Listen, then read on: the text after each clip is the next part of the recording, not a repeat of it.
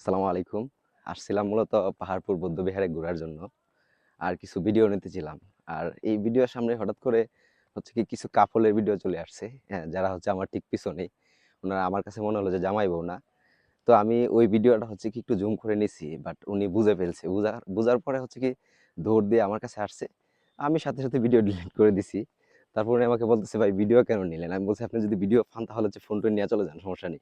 আমি হচ্ছে নেত্রকোনা থেকে আসছি ঝামেলা করার জন্য না।" তো আমার কাছে বিষয় হচ্ছে এখানে স্কুলের স্টুডেন্টরাও আছে যে আমার পিছনে তাল গাছ নিচে হচ্ছে স্কুলের স্টুডেন্ট ওরা হচ্ছে স্কুল ফাঁকি দিয়ে আসছে আহ, দেখা করার জন্য বা কথা বলার জন্য। যাই হোক, স্কুল থেকে এভাবে চলে আসাটা কতটুকু ভালো এটা আমি বুঝি না। আমি স্কুল লাইফ কলেজ লাইফ সবই পার করে আসছি, এভাবে কোনোদিন স্কুল ফাঁকি দেওয়া যায় নাই কোথাও, ঠিক আছে। আর হচ্ছে পিছনে ঠিক পিছনে হচ্ছে যে পাহাড়পুর বৌদ্ধ বিহার। এখানে হচ্ছে আসলে কাপলরা এইভাবে ঘোরাফেরা করে আমি জানতাম না। এই আজকে না আসলে নেত্রকোনা থেকে যদি না আসতাম তাহলে হচ্ছে বুঝতে পারতাম না।